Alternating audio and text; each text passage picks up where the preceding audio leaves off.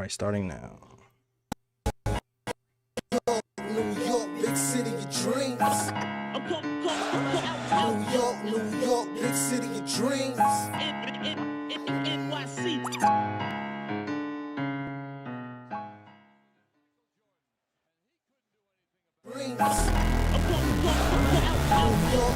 York, big city of dreams.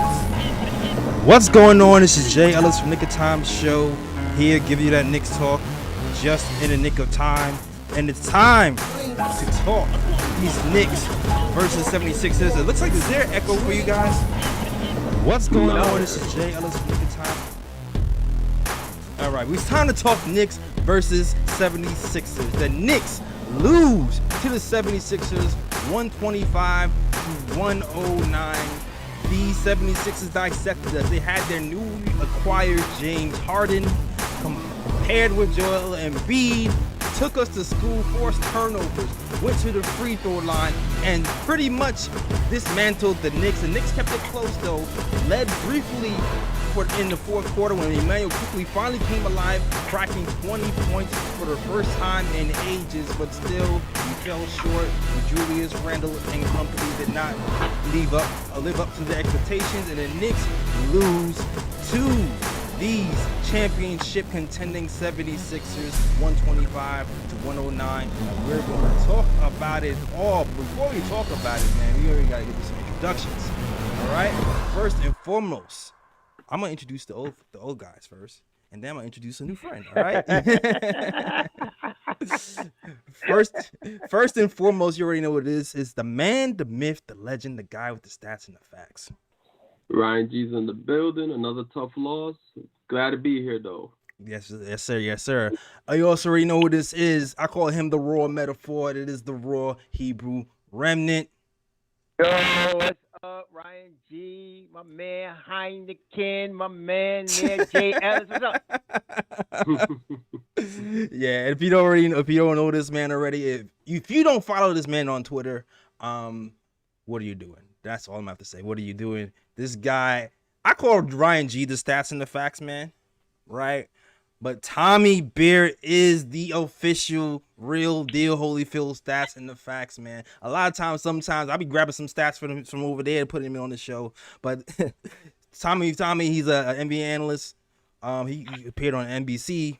He used to write for Forbes, and he has a newsletter route right now that you should definitely tap into.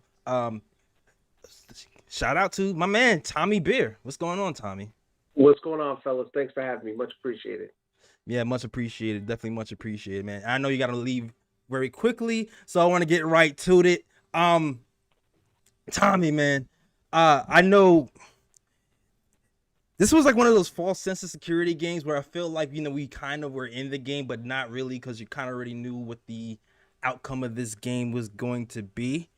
But when you look at the outlook of this team and do you feel like there's anything that we can take from this game that we can actually grow from? Because it seems like, we've been stuck in a rut of playing the same old veterans.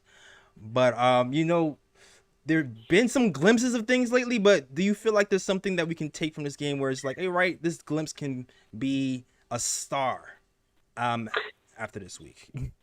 Yeah, I mean, I think if you're looking for positives, you're looking kind of glass half full. RJ was inefficient, but, put up 25 plus points again, continues to play downhill, get to the basket, get to the free throw line. Yes, of course, he needs to make his free throws, but still encouraging that, he continues to get to the free throw line, playing aggressively. Basically, 3-pointers or free throws is kind of where he's eaten lately. It's good to see he didn't knock down 3-pointers today, which obviously hurt his efficiency as well. And then we had an IQ, a good IQ game, which is something we haven't been able to say for a while. He had that 18-point game prior to the All-Star break. Before that was averaging 6 points for about 6 weeks, and really incredibly. Inefficient offensively. He continues to play hard defensively, give you a good effort when he's out on the floor, but just hasn't been knocking down a shot. And when he's not knocking down a shot, it can be a bit of a liability. And then Jericho Sims. had 10 rebounds in his first 8 minutes or so on the floor. Obviously, showed some defensive acumen, which you like to see. And he didn't. And really, the thing that has impressed me most about Sims is his ability to kind of switch out on quicker guards and wings. When they run high pick and rolls. He didn't get the really chance to show that this afternoon, but that's something that he's kind of featured, showcased in games past. So a lot to like there. We'll see if he gets an opportunity. You assume as well as he's played, he'll continue to get an opportunity to log some decent minutes. But with our buddy Thibs, who knows? Yeah. Who knows, man? Our buddy Thibs, man. We've been having problems turning the ball over. And it seems like we should have an actual point guard out there. Sometimes maybe the ball will be turned over a little bit less. I don't know. Wild idea. Just thought I'd throw it out there. Easy talk. Point guard in the NBA? You What? Need one of those? No, it's positionless, man. It's positionless. What's wrong with you guys? Oh, man. But, Ryan G, is there anything you feel like we could have built on today? I feel like Tommy said a lot. He pretty much said it all right there about what the Knicks can build on. You got to be, Jericho Sims, I definitely saw positive with him because even though he didn't score any points, he did grab 10 boards, and he was the only guy with a positive plus-minus today. And on top of that, I felt like he did play solid defense on Embiid. Like he may have got him fouled out, but he did show good ability to guard a man one-on-one, even though, sometimes, his defensive like positioning can be a liability at times. And also I did like, because look, we all know point guard is a big issue for the Knicks right now, and I've been one of the guys where I'm like, I cannot stand watching Burks at crunch time and point guard because the offense just does not flow and everything. And I think with quickly being in the game late, like if this is not going to try and make ride whatsoever, at least give quickly those crunch time minutes because the Knicks offense didn't look terrible.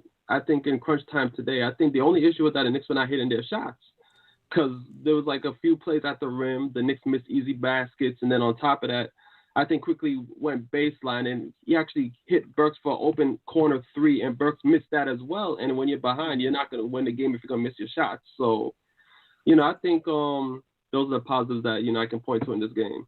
Yeah, my argument for quickly has always been that, okay, he's not hitting shots, but is he creating open shots? And if he's creating open shots for people, then he's halfway doing his job. Now, granted, he's not the prototypical point guard where you can bring up the ball and control the offense for the entire game, but he can push the pace more than Burks can. And he set up Burks for open shots. He set up Julius Randle for open shots, and that's all you really need. That's bare minimum what we can get, but obviously we want to see a little bit more from McBride. And I know Tommy has been Team McBride all the way along with our guy on the bottom right, who's always been a Team McBride for sure. Yeah. What about Cam? You know what I really liked about today's game? Here's my thing with Tom, right? He has this thing where he doesn't want to play the youth, but then when he does play the youth, he kind of plays them almost all together, and maybe he might stagger in Randall or RJ. What I liked about today is you get to see Sims with the starters. So it litigates the mistakes where, some of the guys might know where to go, especially in the first quarter when they actually have their mind straight, because after the first quarter, the starters kind of just go off the rails. But especially in the first quarter, when you start to stagger the minutes with the bench and the starters, I feel like you can get more of a real sense of what some of these guys can do. So, like, quickly with the starters, you start to see, okay, he's not going to chuck as much. He can hit the three. Cam Reddish played with the starters today. For I feel like maybe the second time since he's been here, and he looked pretty good to me when he played with the starters. What do you think about Cam with the starters today, Tommy? Yeah, I thought he's played well. I wasn't a huge Reddish fan before they got him, and to be honest, he hasn't shown me much. He's shown kind of flashes here and there. Right. competes a little bit defensively. I don't love his shot selection. Those are the kind of things that have held him back over his first couple of years in Atlanta. The talent is there, the upside is there.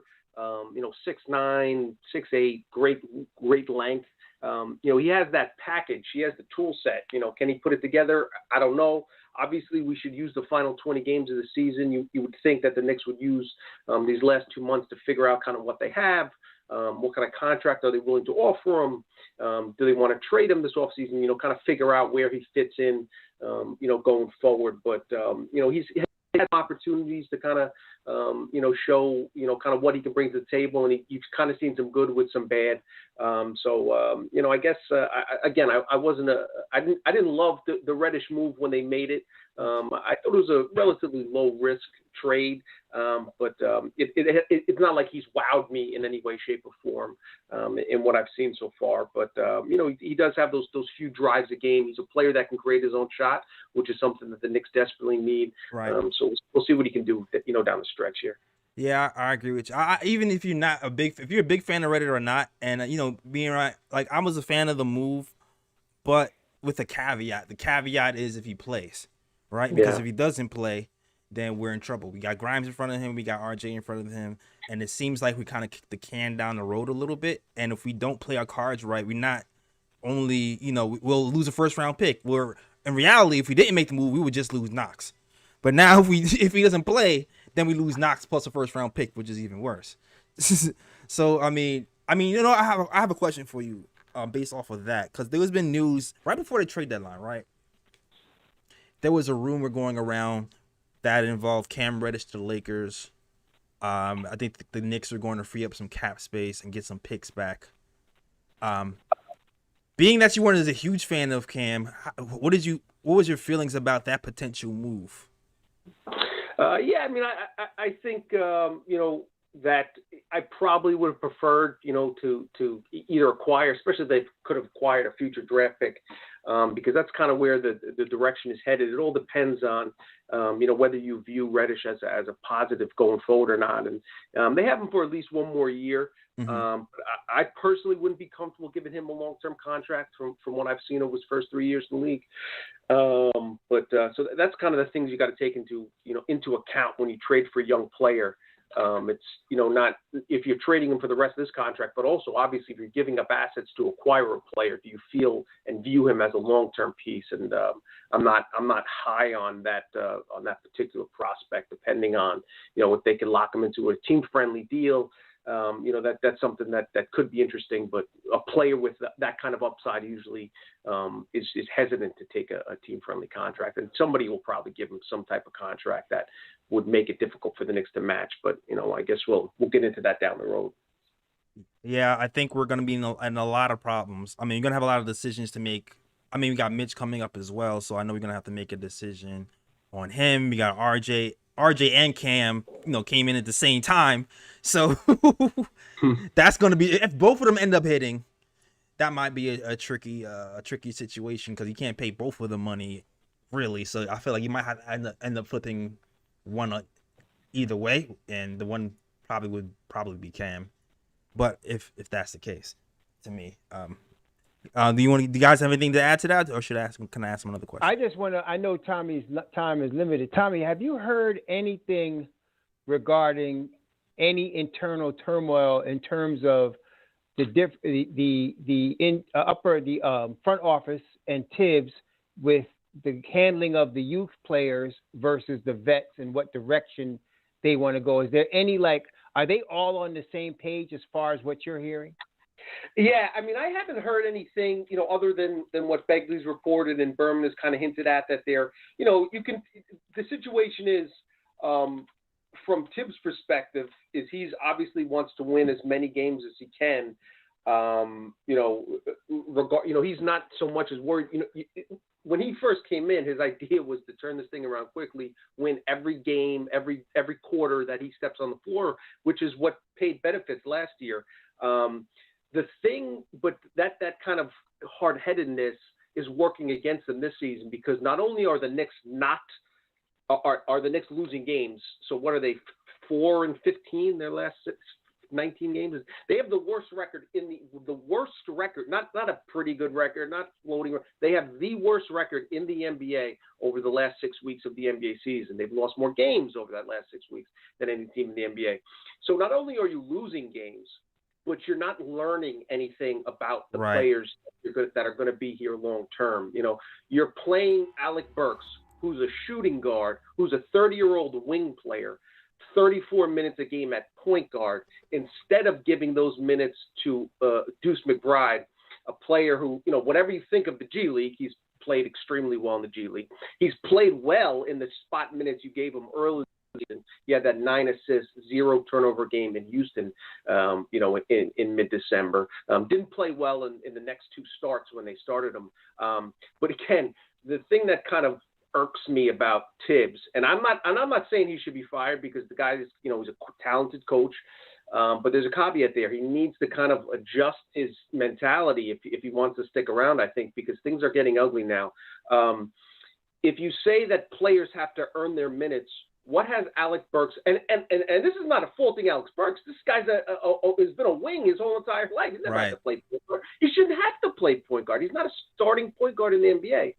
If your starting point guard played 34 minutes tonight, had 0 assists, 2 turnovers, was minus 19, what do you have to lose? I guess that's my biggest question. What do you possibly have to lose by playing Deuce McBride? He can't possibly play much worse.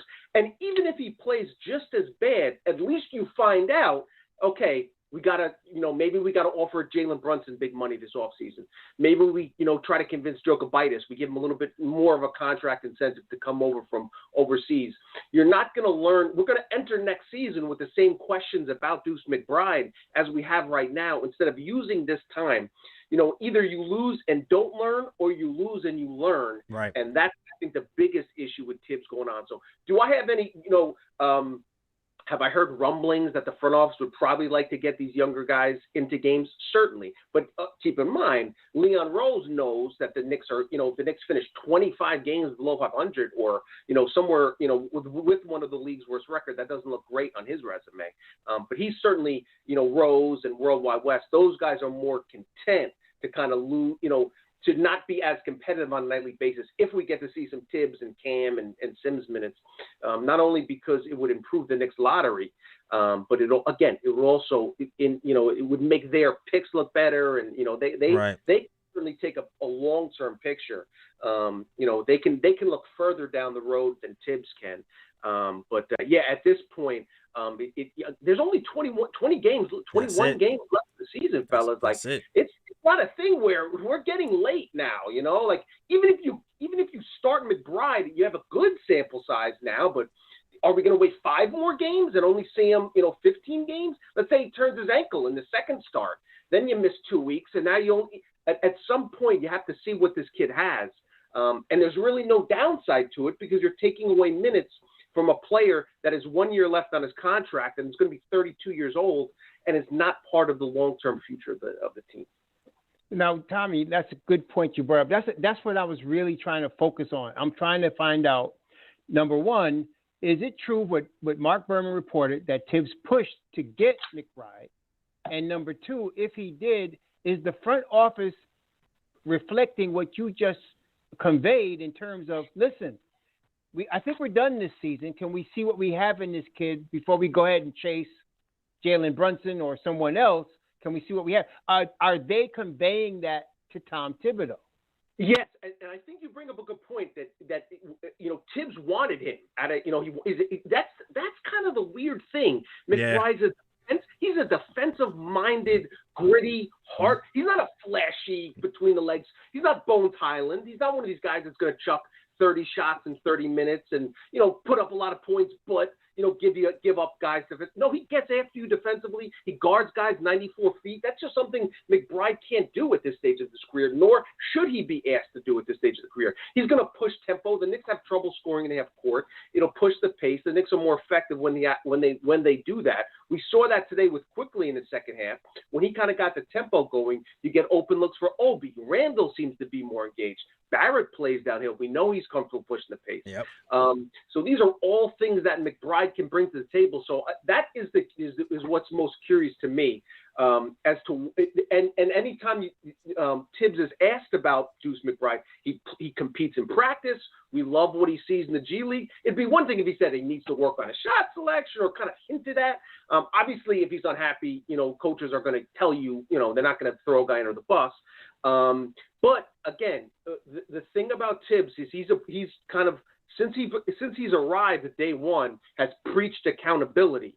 I didn't think he was accountable when Julius Randle took a month off in the middle of the season and decided not to play defense for the entire month of December. He still played 38 minutes a game. It's true. Right? He's a completely different person, right? He's a completely different person. Yeah. He makes one mistake, he gets yanked, and Randle makes 5, jumps in the air and throws the ball away night after night. Listen, Randle brings good things to the table. Randle was a huge part of getting Tibbs a Coach of the Year award. I understand the loyalty he has, but you can't say that after the Nets loss last Thursday, everything's on the table now. Nothing. We have to reconsider, and that's the right thing to say because Is it? it's the truth. This is circling the drain. The Knicks are 11 games under 500 right now. They're 4 games back of the 10 seed. If they somehow get into the 10 seed, which would require them to be playing, they're about to go on a 7-game road trip, which they're going to, which is difficult. They play at Philly, they play at Miami, they play at Phoenix, loss. So at some point, you got to realize this is where the season's going. And what are you going to have to show for the season? We'll be more convinced that Alex Burks is not an NBA point guard, or we'll find out whether McBride can play or not. So you have very good questions. I think Tibbs would obviously I would assume that Rose and Tibbs will get on the same page sooner rather than later, but it's getting later rather than sooner at this point. Yeah. I agree with you, man. Like I don't know how much time you have left because I'll keep firing questions at you. But like, here's the thing, right? People will say that we haven't developed anybody, right? And the thing that I can say is Mitch and RJ have developed. Now, at the end of this season, we can very possibly lose Mitch. Do you have any idea if the front office is playing with the idea of keeping Mitch, throwing money at him, or do you think they're toying with the idea of actually trading him this summer for like a sign and trade situation? Yeah, it's a good question. I think it's all going to come down to what Mitch thinks he deserves, where the Knicks are willing to meet halfway. The encouraging part about the Knicks front offices is their, analytics dictate a lot of what the moves they made. They brought in Bach Allers, kind of a capologist, cap expert, I think they're willing to kind of let the market dictate what Mitch is worth. I think obviously you have to be encouraged what Sims brings to the table. You still have Noel under contract for 1 more year. The thing about Mitch is he doesn't. I would be uncomfortable giving him big money long term. One, his free throw shooting continues to get worse. Why he's still shooting free throws with his heels on the ground, I don't know. But he just hasn't improved on that end of the floor. And injury history. I mean, are you willing to commit big money long term? So I guess I'd be cool in the $8 to $10 million area. Not a lot of teams have cap space. There's only really 5 teams in the NBA that are going to have cap space.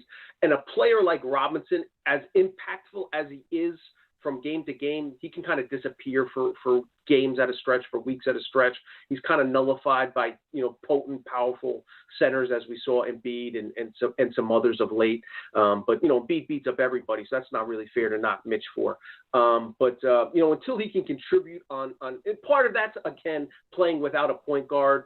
You assume if you have a pick and roll, you throw lobs up, that's easy dunks from Mitch. So at the right price, I'd love to keep Mitch around. I'm not sure what that right price is. I'm sure the Knicks won't overpay, but if there is a reasonable contract right around the mid-level exception of $8-9 million, I think that's probably a fair contract given what he brings to the table and the issues that come along with his durability questions. Yeah. But again, players like him are relatively replaceable. When you look at what Sims brings to the table, even Taj Gibson, age 36, has contributed 36 minutes. Drummond got a $2 million contract this year. Dwight Howard, who I'd want no part of, gets the veterans minimum. But there are guys like that. That are similar. You don't have to break the bank for big centers. If I'm Mitchell Robinson's agent, I want what Robert Williams III got in Boston. That's what I'm looking at. So I'm thinking 3 years, $33 million, $39 million. And the problem with Mitch that I have seen is when they have a point guard playing with him, and that point guard is looking for him as he's penetrating, it opens up Mitch to start doing everything. It just gets him in the flow. Today and last game, nobody's looking for him. So he's got to get his own baskets, he's got to get his own shots off of the offensive board. Plus, of course, he has to guard two guys a lot of times, as he did today. So I don't blame him for that. Yes, he can improve his foul shooting, but I also remember last summer he couldn't work on anything because of the fact that he had the foot issue. Absolutely. So I'm expecting him to rebound this summer and work on his offensive game, work on his foul shooting, and come back next year in shape, ready to go to the next step. So I'm thinking, if I'm his agent, if Robert Williams III got $13 million a year, I want my guy to get that, because I feel like he would get that on the open market. We'll find out in about 3 months. Yes, exactly right. yeah, we'll definitely find out. And to be honest with you, Roy, I kind of feel like the length and defensive, the defensive presence of Bam Adebayo one night, and the next night you have Joel Embiid. These guys aren't slouches on the defensive end. They're guys who can kind of play pick and roll basketball and kind of do a good job of, kind of doing something similarly what Mitch does, like, deter the ball handler and deter the lob at the same time. So I feel like who did you just name? Bam. Oh, Bam Adebayo. Yeah. Well, he's a $100 million player. Yeah. Well, there you go. Yeah. And then we got Joel Embiid, who's MVP two-way player. I think that had a lot to do with. We can't compare Mitch to those guys. No. You're missing what I'm saying. I'm saying the reason why. I feel like the reason why it was tougher to get him the ball in these last two games is because you have guys who are defensive bigs, long defensive bigs, who can deter point guards from throwing that lob. And no, you're right, but you're right about that. But I mean, I didn't see a concerted effort to try to get him the rock in the paint. Right. And to me, it's two of the things of the millions of problems the Knicks have. One on the defensive end, they're not stopping the point of attack, and on the other side, they're not getting into the paint as other teams' point guards are getting into the paint against us. Absolutely, yeah, absolutely too. Tommy, I'm always, before I ask you a question, I'm gonna look at you like, how are you feeling? 5 more minutes, fire away. All right, 5 more minutes, fire away. All right, I know a lot of Knicks Nation, everyone is upset. The coach, he's not making adjustments. He's played the same lineup for over 400 minutes and has yielded the worst rating in the NBA. And they rightfully so, they feel like Tibbs is kind of, stuck in his ways. Do you feel like the front office is actually looking to remove Tibbs at some point because they feel like they are in different spaces? Or do you feel like, maybe they call some of their own doom and they're trying to let them live and have another year to figure it out? Yeah, I would have said 3 weeks ago that it's not even an option, not even on the table. I don't think Tibbs is getting fired before the end of the season. 1, it doesn't accomplish a lot. 2, there's solid relationship there. It's not like Leon Rose came in with Tibbs already in place. These guys have worked together. Tibbs is a CAA client. They have a professional relationship that goes back decades. So they're not going to look to throw anybody under the bus. They're not looking to disrespect anybody. Even if they did, it's not like they're a 5 seed and they, fire up the team and we'll get, home court advantage. And, so there's little to be gained at this point from firing Thibodeau. Do I think that there's a possibility that they'll look at replacing him this offseason? Yeah. I think when a team, plays as poorly as they do, and a lot of it's self-inflicted, or at least you could make the argument that's a decent percentage of it is self-inflicted by the stubbornness of rotations. Yeah. We saw Obi and Randall 4-5 today. it took both centers that were the only centers that Tibbs was willing to play. Both had to foul out Right. for us to see that. Can an Obi Randall 4-5 combo work? Is there issues there? Definitely. Can it be successful? I don't know, but let's find out. Is Deuce McBride a starting caliber NBA point guard? Our second round picks are very infrequently starting caliber NBA point guards. But let's find out. Right. We know Alex Burks is not an NBA starting point guard. Absolutely. So let's not, and again, a lot of this is on Burks, and it's not really fair to him. He's being miscast terribly in a role that he's not comfortable in, and he's being put in a position where it's very difficult for him to succeed. Can McBride, succeed in that role? I don't know, but let's find out. That's kind of the point. So if this season is the worst case scenario. In the NBA, the one place you don't be is where the Knicks are right now in the standings. Not good enough to be competitive. Again, even if they somehow, the Hawks fell apart, Trae Young hurts his ankle, and the Hawks slip, and the Knicks slip into that 10 seed, they're going to get blown out by the Raptors. Yeah. They're not ready to compete. So they're not good enough to be a competitive playoff team, and they're not bad enough to be near the bottom of the standing. So that's really no man's land in NBA. In NBA, that's death, because you're not going to get a high quality draft pick to improve your franchise, and you're not going to get playoff experience, and you're not ready to compete at that level. The worst case scenario is not losing games in the NBA. The worst case scenario is losing games but not gaining anything from it. So Not only are you not improving your lottery position, you're not losing enough to improve to drastically, get a Jordan, Jaden Ivey, whatever, Chet Holmgren, whatever guy you want to throw out there. And so you're not gaining that in terms of draft position. Now you're not even learning anything about the guys you spent last year's draft picks on. Find out if Deuce McBride can play. You traded a first round pick for Reddish. Give him 30 minutes a night with the starter you talked about. Not throw him out there with guys he hasn't practiced with, etc. And also let McBride know once you make a mistake, I'm going to yank you when we're going back to first. Let these guys know, give them confidence. Listen, you're going to be out there. We're going to roll with you. Play hard. As long as you play hard, we can live with mistakes. And I think that's kind of the issue. Do I think Rose understands more than the Knicks fans have a right to be angry, but they want to win games, they want to improve their record, they're not mathematically eliminated from the playoffs yet, all that other stuff. But again, if you look at the season and these guys haven't been given a shot, and there's really nothing to show for it, will public sentiment be so strong that Dolan comes to Rose and says, "Listen, we got it. The fans are going crazy. My ticket sales are down 17%. The ratings are down 31%. You got to throw meat to the wolves. Either I'm going to, you got to fire somebody." Listen, this is reality. It's happening. It's slowly happening. Do I think that will be on the table if things kind of continue? Because right now the Knicks aren't just bad; they're boring and bad, and that's a deadly combination for a fan. Nah, you're right. It's slowly happening. I don't know if you guys have been watching MSG lately, but a few nights in a row, you're starting to hear other fans start to creep in. Yes, that hasn't happened all season.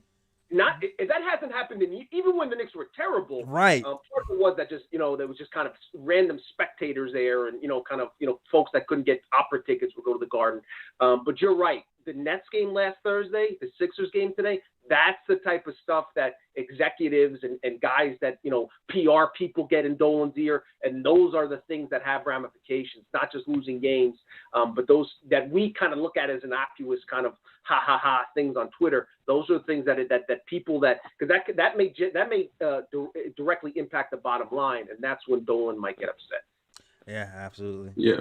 And I think you're going to hear Mount Dolan erupt any day now. Yeah, man. The crowd gets crazy. Ryan, I don't know if you got anything. Well, I do have one question, because I've been wondering about this for a while now, because when you look at the Knicks situation, it's like, okay, the Knicks have trouble bringing in big-name free agents. Doesn't matter whether it's free agency, doesn't matter whether it's through trades or whatever the case may be. And I've always wondered that, because I think there's been a few drafts that have gone by where there's been a possibility for the Knicks to move up in the draft to try to see if they can try to convince a team to, I'll give up the future first round picks or whatever the case may be. Let's jump up and try to get, a point guard that we think is going to change the team around or whatever the case may be. Like, would you like to see in the future, since, the Knicks are really in desperate need of somebody that can really turn the franchise around? Like, in the future, would you like to see the Knicks actually try to make an aggressive move in the draft where they actually give up future first round picks to try to move up and try to actually get like a real like star coming out of college to see if they could try to turn the franchise around, rather than like waiting for a situation where, there's like a star player disgruntled and they could possibly trade for that player, whatever the case may be? Yeah, I mean, listen, you got to trust your scouts. You got to trust your personnel guys. It's weird. Now, listen, you talk about franchise-changing point guards. Knicks had an opportunity at Tyrese Halliburton when they drafted Obi, it's one of those things. I know I wanted Halliburton. The Knicks fans wanted Halliburton. So that's a thing you kick yourself. To be fair, they got quickly at 25, who's an NBA rotation player. That's a really good, late first round pick. Grimes is an NBA rotation player, in my opinion. That's a really good late first round pick. Jokubaitis, 34th overall pick in last year's draft. He's really been really, really good in Europe. You guys will hear a lot about him. He's on pace to win the Rising Star Award in the Euro League. He's playing for Barcelona out there. Not playing a ton of minutes, but hitting threes. He shoots like 50% from three. He can get downhill, play off the ball. So I think he's a name that you're going to hear a lot about. And there's reasons to be really optimistic that he can be a rotation player. I think McBride has shown definite possibilities and potential. But if you miss near the top, it kills you. The Knox whiff. Say we know Shea Gilgeous-Alexander went, Miles Bridges right after that. Those are the type of things that really set you back as a franchise if you miss it with those lottery picks. So in order to move up, would I have given up 5 first round picks to draft Luka Doncic when the Kings were crazy enough to not take him at number 2 and the Hawks traded out of the number 3 spot? Absolutely, he's one of those guys that if that opportunity presents itself. There's, it's almost like a first round pick, trading up from 8 to 2 to get that starting quarterback. Because if you don't have a starting quarterback in the NFL, you can't win. If you don't have a decent starting quarterback in the league, ask the Rams. I'm a Lions fan. Oh, damn.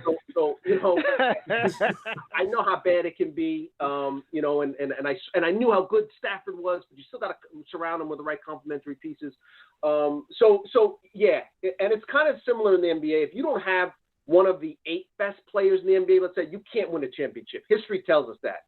Go back and look at the last 30 years. Every team that's won a title, essentially, outside of the 2004 Pistons maybe, has had one of the 5 best players in the NBA. So you need one of those guys to win a title, and typically those guys don't fall to 9 or 8 or 12 or 6 even. You got to get them at 1, 2, or 3. With the Knicks, the crazy thing about the Knicks too is when you think about, bad luck and draft and just kind of the malaise that is the dark cloud that's hung over the franchise. The Knicks have lost more games this century than any team in the NBA. They haven't had a top 2 pick. It's hard to lose that many games. Yeah. That's just bad luck, man. For real. It's bad luck. It's being just bad enough not to fall out of the top 5. The one year they had a number 3 pick, John Morant went number 2. We know Barrett's been great, but geez, John Morant, I mean, every night the dude is a highlight of the guard that the Knicks have. Think about John Morant. I cried. So, that being said, I think this, because keep in mind, the Knicks have I think it's like a 0.5% chance of making the play-in. They have as of today, they have around a 19% chance of finishing 8th or below in the lottery, which gives you they have they're projected to finish around 8th or 9th in the lottery right now, which gives them a 90% chance to finish with the top 4 pick and like a 4% chance of getting number 1. Teams below them in the standings right now, or the Kings. We know Fox is playing better now that Halliburton's out of the picture, and they got Sabonis. They've been playing a little bit better late. The Blazers are right around there. So there's definitely an opportunity for the Knicks to sink further and kind of increase. I know Knicks fans don't want to hear that right now, but got to start looking at things, especially I think the point where Knicks fans will where it will sink in is when the Knicks return from the 7-game road trip that they're about to embark on. They could lose. I wouldn't be shocked if they lost those 7. They could lose 3 or 4 or 5. Whatever the case is, they're 11 or 12 games under 500 right now. So at that point, you're talking 14 games left in the season, 15, 16, 17 games under 500. So that obviously at that point you can, kind of look at, you're going to take a kind of a different view on things. So we'll see how it goes, but maybe this is the year they get lucky in the lottery as opposed to unlucky. They haven't, the Knicks in that 20-year stretch have never improved their draft position. They haven't, they haven't got dropped further back. Every some years they've stayed kind of where they were supposed to, but they've never improved. They've never gone from 4 to 1. They've never gone from 6 to 2. That type of thing. Yeah, we'll see if this is where that happens. Yeah. I don't know if you know. A Woj thing came through. Did y'all see it? No, what happened? No. The Knicks are discussing an extension with Mitchell Robinson right now. Let's go. Oh. All right. Gunshots. All right. They want to get it done ahead of free agency. Look at that. Breaking news. Mitchell Robinson is looking to be extended by these New York Knicks. And I don't know if you know this, Tommy, but I think a lot of Knicks fans might be more on your wavelength than you think. Nobody is like, let's make the play. I think everybody's on the play. Everybody is like, tank for Ivy. That's what I've been seeing. Yeah. So there's some good guys at the top. I'm going to put out my first mock draft, I think, later this week or early next week. And the fortunate thing is there's some really talented players up top, but there's some good guys in that 4, 5, 6, 7 range. There's not that one. I'm not a huge Chet Holmgren guy. I'm a little bit worried about his durability, but obviously you get him at 5 or 6. Amen, brother. That's what I'm feeling. Yeah. And I've watched a little bit of Ivy. Like the highlights are eye popping.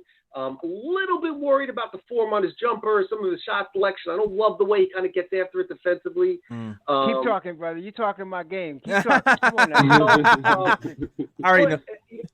But I would have said the same thing about Anthony Edwards too. Ivy has that type of physical gifts that you just don't see from guys. Ivy's not on the same level as Ant Edwards. I'm not putting him up there, right. But he has that type of pop. Like you string together his 10 best plays from this season. You're like, oh, that's the guy. That's the number 1 overall pick. Right. The other 38 minutes that he plays. But we'll get into that. We'll have we still have a few weeks of the college season and then March Madness. I'm always interested to see how those guys play in the conference tournaments and the big games too. So I wouldn't be surprised if Ivy kind of puts on a show here, but we'll see. Yeah, but definitely we'll see. Everyone can call him John Morant light. I know John Morant has that passing gift.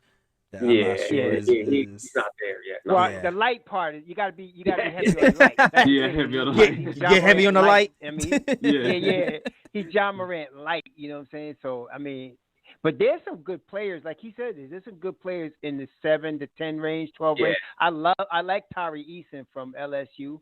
I think he's to me, this is a power forward draft. There's some good power forwards in this draft, man. Absolutely. Absolutely. Oh man, I'm every time I ask, I'm gonna just keep asking. So you gotta go if you want. Last question. Fire away. Last question. All right. This is just like This is like personal taste, personal opinion question. Okay. Because we have a lot of young guys here, and I feel like some people, might overvalue or undervalue some of these guys. Who do you feel might be your top 3? Remember, it's the top 4 young assets on the Knicks right now. Who you feel like, what? All else fails, and this is a hard one, I know. All else fails, we got to keep these guys. Obviously RJ, you're gonna hold on to. Oh yeah, it's RJ. And I thought Knicks fans underestimated RJ coming into his rookie year. He proved them wrong, obviously. I think they overvalued him after his sophomore season. I don't think his ceiling is as high as some Knicks fans would like, they project it to be. Mm-hmm. I think all-star, I don't think he's an all-NBA, like top 10 player in the NBA. I think he can be, but I definitely think he can be an all-star. His lows aren't going to be that low. He's a mature professional. He Right. can handle New York. He gets it, plays hard, is willing to get after defensively, work on his game. You heard it today, took 200 free throws. And he's smart enough to know after the 46, I should have had a 50 burger. All that other stuff. So so RJ, obviously he's a foundational building block. Outside of that, I don't think you have an untouchable guy on the roster. I think the Knicks should definitely look into moving Randall this offseason. Interesting. Okay. Yeah, obviously that'll be a point of contention. You can talk about for months in June, July, August. My feeling is it's tough to come back from the thumbs down and the bad play and the lack of effort, all that stuff. Kind of, I think both he and the Knicks would benefit from a divorce right now. I just don't know if it's going to get much better, even if he plays better. Is there some jealousy there when the crowd chants for Obi, or it just doesn't seem like a great fit, a great pairing. I think the Knicks. You could make an argument that they would be selling low coming off this disappointing season, but I think another team would value him enough. I mean, even in a bad year, the dude's close to 20-10-5. Right. I think he's a great player as a complimentary star, as a second option on a next to another John Morant or a LeBron or one of these elite talents. I think as a player that would but I think he kind of had a taste of what it's like to be the man in New York City, and anything less than that might not fit. So I'd explore trading him. Obi Toppin obviously has great upside. I don't think the Knicks have utilized him. That's another kind of knock against it. So I wouldn't want to trade him because I think you're selling low. I think another shrewd, smart GM said he's not properly valued by that franchise. Let me scoop him, put him with a solid coach that will get him up and down the floor, throw the ball in the air, he'll catch it, dunk it, catch him on cuts and other things. I don't know why he's a 19% three-point shooter. He needs to improve that to be a solid NBA player. His form, all that's too good. So he needs to work on that. That's on him. Again, Grimes, I think, is a piece I wouldn't trade this offseason. McBride, I think, is a piece you want to hold on to. Again, find out what you have. Jokubaitis is a player that other teams are going to, inquire about. Knicks should hold on to him. Knicks have all their, they have their draft assets kind of lined up. They own all their first round picks, have the Mavericks pick coming up. Listen, the Knicks should consider all trades. You got to decide what to do with Mitch, et cetera. But outside of RJ and Grimes, I think everybody could be had for the right price. Okay. I got the sense it's RJ, Grimes, and Obi. From deciphering what you're talking about, that's the way I feel you're going with. I think you're going RJ, Grimes, Obi. Yeah, I mean, there's, am I missing anybody? Quickly. I would move for the right price. I think Quickly's a good piece. I want him on my team. But again, if you're asking me if there's anybody that he's off the table, nah. I'd be happy to trade Reddish this summer if you can get some decent value in return. I think Obi can be a player that, a good, a very quality, seventh player in the rotation, second guard off the bench, play a little point, play some two, right. Has moxie, plays with confidence, plays hard, is not afraid to defend. But again, there's flaws in his game. 2 years in, we can see that he's not a pure point guard.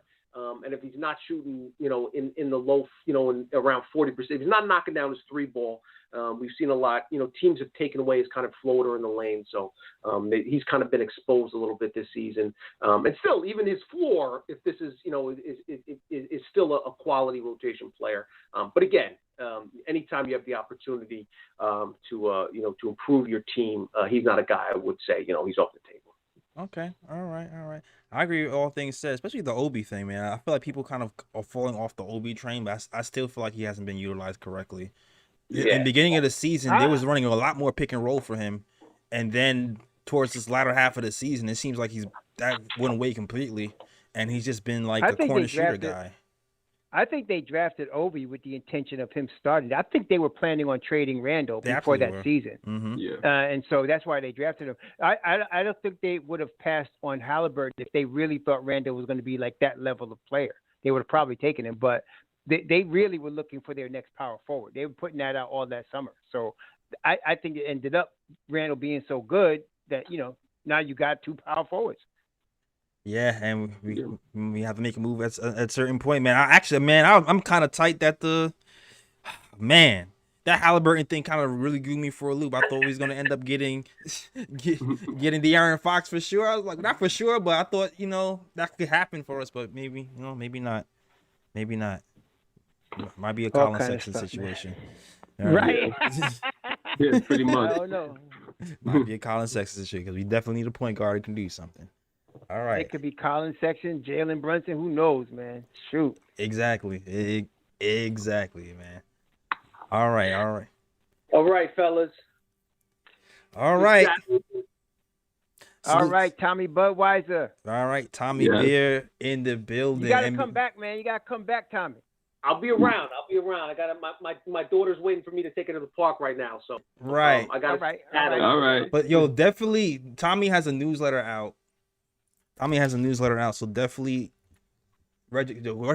subscribe to his newsletter. You already know it's gonna be packed with the stats and the facts. So definitely go to What's on Tap with Tommy Beer. It's tommybeer.substack.com. I'm going to put that in the chat so you guys can go and to check that out. And thanks again, Tommy, for blessing us, man. Appreciate it, fellas. Be good. Take care. Stay safe, and I'll talk to you guys soon. All right, man. Take care. Later. All right, there it is. Gunshots for Tommy. All right. Salute to Tommy Beer. A lot of guys don't know that he was actually a guest on the show before. Oh, was he? Yeah. Back in the day. Back in the day. Back in the day when y'all was in the room. Back in the day when we was in Edson Sean's garage. Oh shit. Yeah. Dang, you know him win, huh? Wow. Yeah, back in the day when we was at Edson's garage. What was happening then? I just rewatched the episode today, actually. The Worldwide West and Leon Rose first got hired, and Tommy called us and he talked to us and he was talking about giving his thoughts about Worldwide West and the hires, and we was kind of asking him, what's the deal with this, because usually it's an LOL Knicks thing when we hire somebody, and everybody was just loving the Leon Rose hire, and we couldn't understand why. And he was just kind of like, well, they CAA, so they they're scared to criticize. Oh shoot. Yeah, man, go back. Shoot. Yeah, you can go back in the archives and you can see that was like February 2020 when he called in when we was talking in the garage. Yeah, and he kind of talked. He was writing for Forbes back then. Yeah, he was writing for Forbes back then. So yeah, so shout out for Tommy Beard. Man. It's his second appearance on the KOT show. On the KOT show. Mm-hmm. We actually didn't really do like a traditional post game because time was kind of tight, so we kind of had to flip the script real quick. Yeah. Do like a 5-minute post game and then like ask them a bunch of questions. Wow. But it is what it is. It is what it is. I guess we can officially talk about the post game, or do you guys want to actually talk about anything that Tommy said first? Man, that's a good question. There's a lot going on. There's a lot that was covered. Yeah. There was definitely a lot.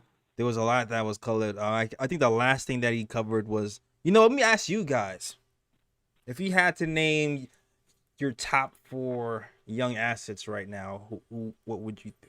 Who would you pick?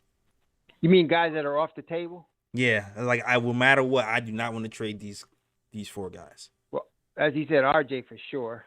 Yeah. Dang, it's hard after RJ. Grimes.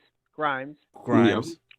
McBride. I would keep McBride because until we know what he is, like if we had already played him 15 games, 20 games, and he stunk, I would trade him. But right now, I don't want to, because I'm thinking he's a player. That's why I don't want to move him either. So I'm thinking Grimes, McBride, RJ, Obi. It depends. So if you were telling me I was getting De'Aaron Fox or Halliburton for Obi, I'm doing that. Okay, but so I can't say he's off the table. You know what I'm saying? I can't say he's completely off the table. But Right. so because like, okay, so and I know that like a team that's trading a guy like that is not going to ask for a McBride. They don't want a McBride. They don't want they may want a Grimes, but I'm not giving up Grimes. I'm not giving up RJ. So to me, it's just those two guys. I mean, if you count Mitchell Robinson, I would trade Mitchell Robinson if I was getting Mo Bamba. I mean, I would trade him to a third team and get Mo Bamba. But other than that, I wouldn't trade Mitchell Robinson because I mean, I know there's a Miles Turner out there, but $20 million, I could get Mo Bamba for much cheaper. And I like Mo Bamba just as much. So so I'm saying. I can't say he's off the table completely, but I don't care who the player is. I'm not trading RJ, and I'm not trading Grimes. So I guess it's RJ, Grimes, and Deuce for me. Right. I agree with you there. I kind of RJ Grimes. That last one is always gonna be is that last one is tricky. That last one is tricky because you can make that same argument. But if he comes out in this last, let's say he starts playing after we lose 3 more games, or so he starts playing the last 18 games, right? Maybe 17 games, and he averages a double-double. Let's say he gets you 15 and 10. I'm not trading him. Nah, I get it. You know what it is, though? You know what it is? Because of the way Tibbs has managed the game so far, you can make that same argument with like 3 other kids. So you can say we haven't seen enough Obi, we haven't seen enough Cam, we haven't seen enough Big Bro. You can absolutely. No, I agree. Which is why that last one is just like, ugh. You're right about that. You can make that argument. That's definitely you can make that argument. Like, there's no doubt. So it's rough. So I feel like once you get to that third one, it's really like personal preference. Like who's ain't joking. Like you can argue that Obi's upside is so crazy, but it's so untapped. Because that little week, couple of days when Randall was out, he was averaging double-double. So I can't be mad at you if you say Obi. You can see. Right. You're right. No, you got an argument. I can't. Right. But definitely though, RJ and Grimes, I'm not. I'm nah. RJ and Grimes, right? Yeah. I am not giving those cats up, man. RJ Grimes for sure. With me, RJ Grimes. I'm reluctant to give up on Mitch. That's my opinion. I am too. I'm reluctant because just for the simple fact, I've seen Mitch put up monster games, and and the thing is, I know he hasn't done well against the top tier centers, but it's like he went against Embiid. Embiid cooks everybody, so you can't really hold that against Mitch. And Bam Adebayo again, that's an all-star big man right there. So again, but when Mitch is on it, Mitch is on it. So it's like agreed. Yeah, so I feel like I do want to see Mitch develop further. Like I at least want to see Mitch for another year or two before I make a final decision about if we can trade for a big name player, I would include Mitch in that trade or whatever the case may be. Yeah. And of course McBride. It's hard for me to give up on McBride just for the simple fact, like what you guys said. We haven't seen McBride play, so we don't know what McBride can give us. McBride needs a chance to show what he can do, and then once he shows us what he can do, then from there you make a decision on McBride. But yeah, besides those guys, I'm with you. Like everybody else, they're tradable to me. Yeah. I'm my mind between Mitch. I'm going between. My mind is fighting between Mitch and Obi right now. That's where I'm going if you had to choose between them two? Yeah. Man, I feel like Obi has a higher upside. If we were trading Randall, then I'm keeping both of them. Right. I mean, if we're trading Randall now, I'm keeping both of them. And there's a good possibility they will trade Randall this summer. There's a good possibility. Nah, I feel you. Because Mitch defensively, you can. I mean, I feel like Mitch kind of fell into old habits today. When he was placed, I think it's just the whole malaise. Remember, his dad was missing, and now they're on a losing streak. Mm-hmm. I mean, it's just a whole bunch of stuff right now. In the beginning of the year, we played Philly. I think it was earlier this year. Mitch put the lockdown on Embiid early. He did. That's why I was out of shape. Embiid. That was out of shape. That was Zion version of Embiid. That was out of shape Mitch too, though. That was out of shape Mitch too. All fairness, they were both out of shape. But I'm saying, I'm not going to say that he can't guard Embiid and them. I think he can. I just think he really. There's guys that need a point guard. If you give him a point guard, he's a different player. Really, he is. I believe that.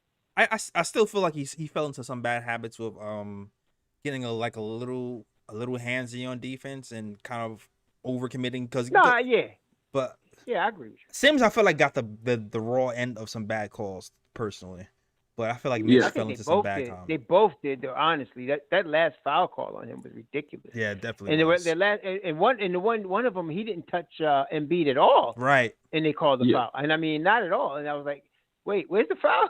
I agree. There were definitely a lot of ticky-tack fouls in the game today. Yeah. So but anyway. Man, if I have to say higher, I feel like Obi would have the higher upside if he was given the runway to do what he was supposed to do. Personally.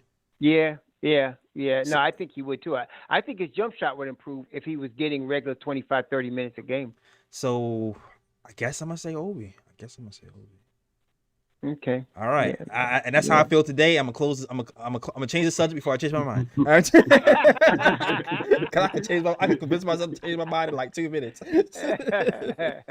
All right. Let's get to these callers though. Thank y'all for being patient, man. I actually wanted to have y'all able to talk to Tommy, but the time kind of limited was a little bit limited. So sorry about that. Hopefully we can do it another time, where he can actually sit and talk to you guys. But shout out to, first of all, Bond super chat from BKNY says, rip the bandage off, retire, fire Tibbs, get Kenny Atkinson in here ASAP.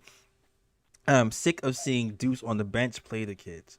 Yeah, man, the sentiment is mutual. The sentiment is definitely we can't mutual. complain. We can't never. I was trying to defend Tibbs all of the season. Everybody know that, but I can't defend him now. I can't do it. Yeah, I can't do it either, man. It's getting really tough. I said some on Twitter. I was talking about. I feel like he might be a better teacher than a coach.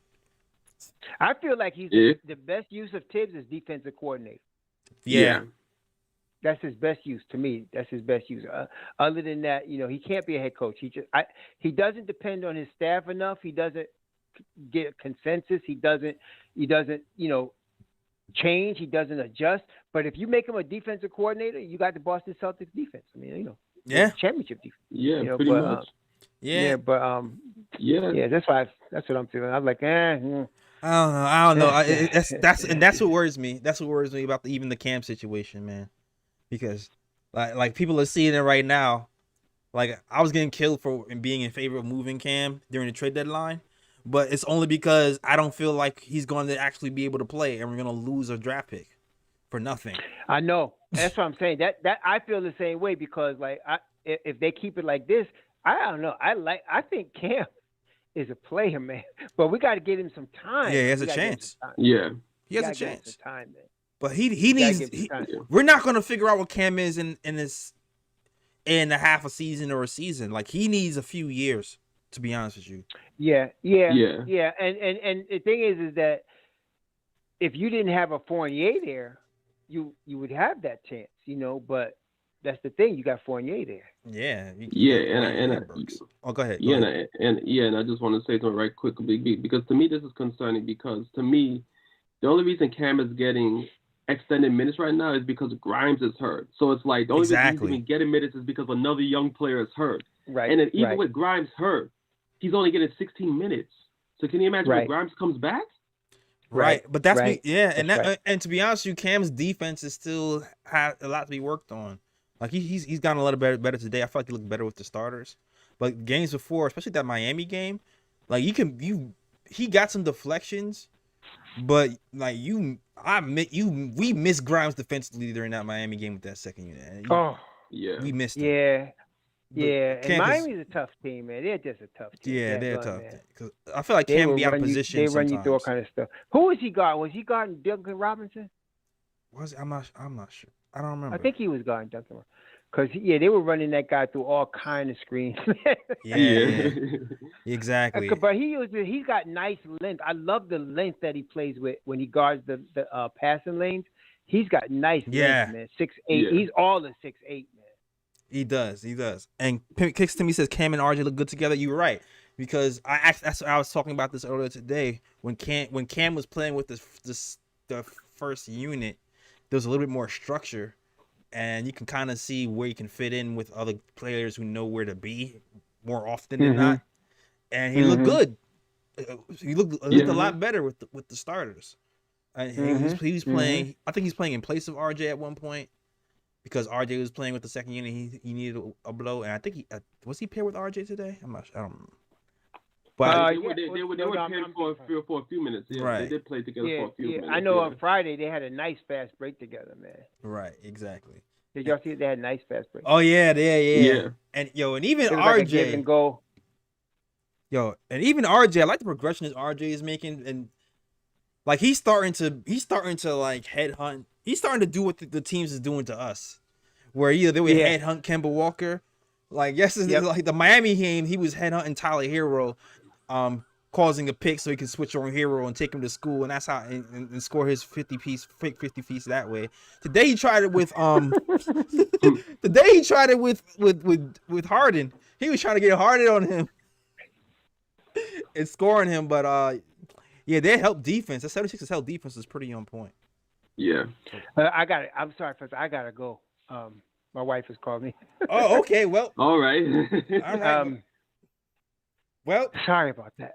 That's fine. That's fine. Oh, we still got the callers. I'm sorry, guys. If callers are still left. They've been waiting for a minute we had now, Tommy too. Beard on here. That's why I wasn't The flow is a little different, but salute to you, Raw. Thanks for coming through. And I think this week we have like West Coast games. I'm not sure when we're gonna have you. Next. We have a game Wednesday and Friday, so you won't see me this week. Right. So maybe next week we'll see you. So yeah, we have a game Wednesday and Friday. It's next Sunday. I think we have a game. Got you. Yeah. All right. So we'll see Raw next week because we got the Wednesday and Friday games, and thanks for coming through, Raw. Hey, thank you guys. All right. Absolutely. Good to see y'all. Good to see you too, man. All right. Mommy. Let's get it. Okay, we got a caller. Callers, thanks for still being here. All right, if he's still here. First caller up, we got Jason. What's up, fellas? What's going on, man? Hey, man. Obviously we lost. I didn't really want the Knicks to win anyway. I'm not too mad about today. All I'll say is this. Tibbs looked really bad today. Like, he looked really bad because players that he hasn't been playing played well. Yep. Against a good team. Like, people are going to look at him and say, yo, why? And I already saw it on Twitter. I think Chris Herron was like, why hasn't Sims played this year? Yep. Yeah. Yeah, and why he played Obi and Randall together? They look good. They came back. That's when they actually took the lead.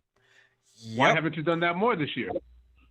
Yep. I tweeted too. I was like, see Tibbs, see what happens when you do something different. But the thing that bothered me though is I thought they were playing Sims as a conscious decision to give him more minutes because it was the end of the season. Come to find out, Nerlens Noel has plantar fasciitis.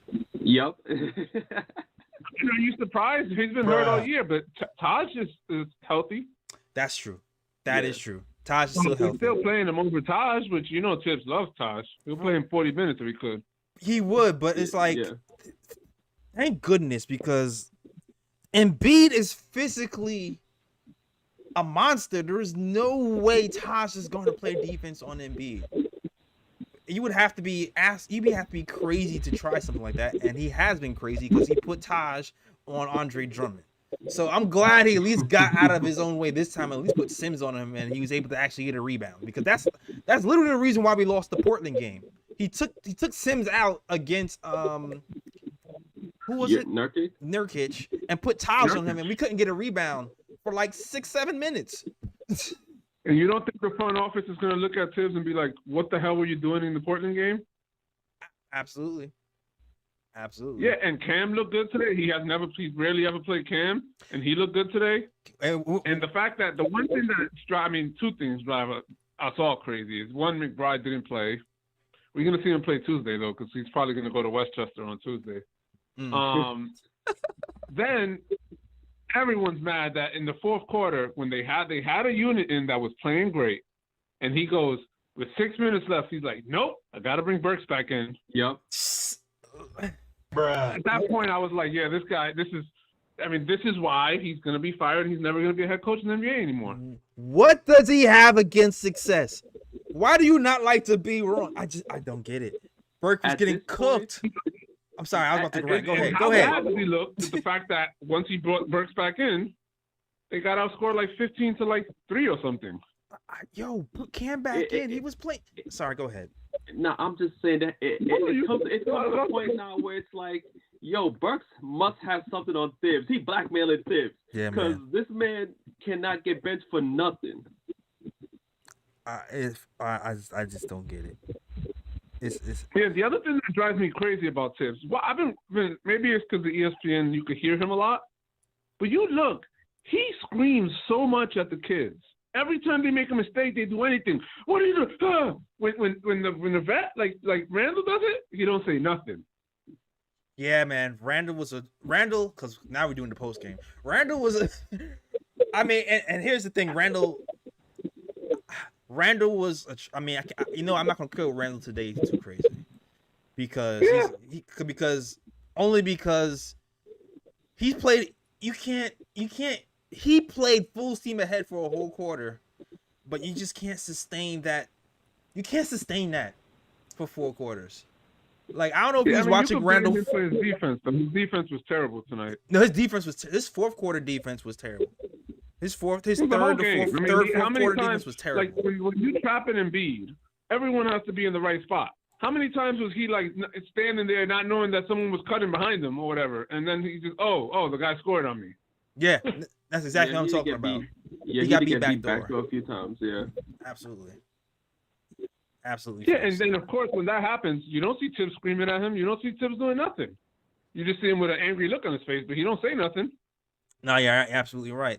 It's funny though, because I kind of smiled because Tibbs actually screamed at Alec Burks today.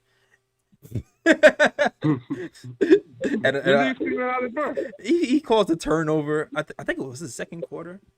Yeah, I think he called a turnover in the second quarter. Like it was like minutes after he screamed at IQ, and it got Burks in the game, and then he screamed at Burks, and I kind of felt like the tides are turning. He looks like an idiot. Like, look, and I like Tibbs. I defended him, but like, come on now, like, what are you doing? And you can't tell me I couldn't play these kids. Because look at how well, like a lot of the year, a lot of people who defended Tibbs, including myself. Yeah. I'll throw myself under the bus here. Yeah, me too. I'm over there with the bus. Yeah, people that were worse, there's a lot of people that are worse than me. You know, they would be like, well, you know, the kids are not that good, and he's trying to win. He can't play these guys. He played them tonight. Like this is what drives me crazy. So a lot of Obi, right? When Obi makes one mistake, he usually benches him. So clearly something was told to him by the front office where they were like, no, you got to play Obi at least like 12, 14 minutes, whatever. You got to, like, because Obi got switched onto Harden, and Harden scored on him twice, and he didn't pull him right away. Yeah. And you know what? The world didn't come to an end. Obi didn't get killed every play, and they went on a run. Like, you got to let these kids play through it. But the same way you let the vets play through it. But even that situation was because Mitch and Sims were in foul trouble, and Tibbs was forced to play Obi with Randall. Still got Taj. Yeah. Yeah. You know what? You still got You're right. You're right. I forgot Taj was on the team. And he would have went back to Randall. In the past, he would have went back to Randall and played him 40 minutes, 44 minutes. And he's done that before. You're right. Yeah, that is true. You're absolutely right. You're absolutely right. You're absolutely right, man. All good points, man. 5s in the chat. I already saw them. Well, I'm going to say this, too. The Knicks, I heard Rose said that they're talking about they have to extend Randall now. Even if you have to pay him the Robert Williams contract. Because you know what? You can't let him get to free agency because Detroit is stupid. They're going to end up throwing him money, and we're not going to match it. So just extend him now. Pay him a little more than he's worth so you have him. You can always trade him in the offseason. I mean, at the deadline next year if you don't want him. Yeah, I agree with you. I fully agree. I mean, my argument was to pay him a couple of years ago the money that what was I was saying 8 to 10. That's what I was saying a few years ago, right, Ryan? Yeah. I was saying 8 to 10, but you know what? They waited longer, and you have more flexibility because of it. If they end up still paying him that same amount, 8 to 10, then it's a win. It's a win. So hopefully, I have one prediction before I leave. I forgot I was going to tell you guys this. What's up? It's a future prediction. It's not about like this season, or it's not even really about the off season potentially. My prediction is this: that Randall's next team will be either the Utah Jazz or he'll go back to New Orleans. It might not happen this offseason. It might not happen at the trade deadline. It might not happen until next offseason or the following trade deadline. That's my prediction. You see what he's doing, right, Ryan? You see what he's doing, right? The Utah Jazz or New Orleans. You see what he's doing? either for Zion or Donovan Mitchell. Exactly. I mean, it's not going to be just Randall. It'll be Randall plus young players plus picks. Right. But that's my prediction. That's your prediction? I mean, listen, anything can happen. It might not be until the offseason. It might not be until the 2024 trade deadline, or maybe even the offseason of 2025. Who knows? But I just think that's what's going to happen eventually. Mm-hmm. Well, you never know, man. At this point, there's always some big rumor about these big stars coming to New York. Zion's trade value right now is at an all-time low. So did you guys see the float in New Orleans? I was about to mention it. I was just about to mention it. That's the type of stuff. That's that type of Ben Simmons stuff that makes a player want to leave. Stuff like that. Huh? They say you don't come back from stuff like that. They don't ever forget that. Exactly. If you guys don't know what we're talking about, there's a video going around Twitter, and they made a giant float of Zion. I think it was like Mardi Gras or something. And it's Mardi Gras. It's Mardi Gras. And it's a float of Zion, and a jersey says 1 ton on it. And he's huge in the float too. He's really fat. He looks really fat. They made him overwhelmingly fat on the float. So it's just one of those things where it's like, oh, you don't appreciate me. Okay, I'm out, and you just leave. Does he come to the Knicks? I don't know, but I can see him trying to leave for sure. All right, but go ahead, Ryan. But to be fair, though, because just the other day on ESPN, JJ Redick, who was a teammate of Zion's for 1 year in New Orleans, and he basically said that since Zion stepped foot in New Orleans, that he didn't want to be there. He never really ingratiated himself with the franchise, and he's been distant. So I guess the fans are feeling that, Zion don't really want to be there, and that's why they went with the float. But like I said, that's not going to improve relations. That's not going to improve relations. That's just going to make y'all even grow further apart, and we could possibly see Zion moving in the near future. Yeah, it's one of those. They have every right to be mad. I mean, the same way the Sixers fans have every right to be mad at Ben Simmons, but it's not good if you want to keep him. That's all I'll say. Yeah, I agree with you.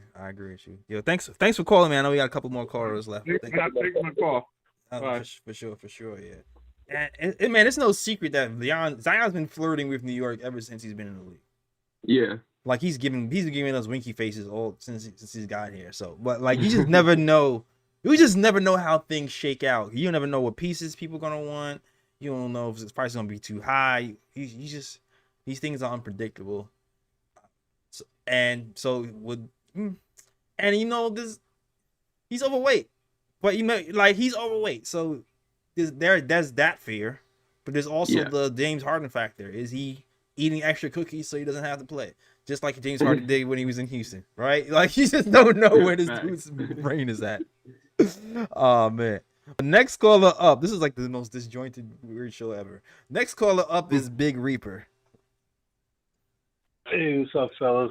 Thank you guys for taking my call. What's going on? Yeah, obviously you guys already know, like, I wasn't too upset we won. We lost, so, the Sixers, right? Right. So, but, it was a really good conversation you guys had going earlier about, especially with Tommy Beers. I'm really realizing, though, that, I don't think Tibbs is going to be here next season. The reason why is because the reason why I feel that way is because it makes the front office look incompetent, right? So especially you make this Cam Reddish move, you don't have a lot of time. You give up a first round for him. You don't have a lot of time to figure out what to do with him, or if you want to re-sign him. And Tibbs buries this kid on the bench, and then things are happening in such a way where because Tibbs is so stubborn that they have to maneuver behind the scenes to kind of take pieces away, right? So Tibbs can actually play some of these young guys. So I think if Tibbs comes back next year, given the way Tibbs is, I think the front office actually if he comes back next year, the front office actually they end up looking incompetent, because then it's like, then why did you, some of the moves you made, why did you make those moves?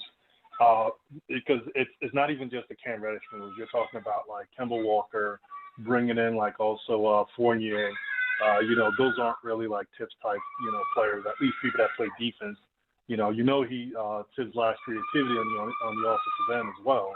So, and so that's why I think, I don't think he comes back next season, because if he comes back, the front office actually starts to look incompetent at that point. And it's unfortunate because it's almost like he's forcing their hand. If he would just like basically, once the All-Star break, if he would have just pivot right away to like, focusing on the young guys instead of all this nonsense he's doing, I think he buys himself one more season. But, because he doesn't do that, which I just don't understand it. And it's not like these kids are terrible. They're not even Cam Reddish is like you guys said, he's like, as far as getting to the basket, I think he's the only one who can get to the basket on his team at ease. Smooth, by himself. Smoothly. Yeah, and so it just doesn't even make any sense. And the other thing I also noticed about like not just with Cam Reddish and also with Obi Toppin, the reason why, they get Tibbs sticks them in the corner. And I think Tibbs basically, they have a way they want to run the offense, right? What they want to try to accomplish. Mm-hmm. And I think a lot of times they're discouraged they discourage them to put the ball on the ground. I think a lot of times the time, okay, we want to spread the floor. You have that shot, take the shot.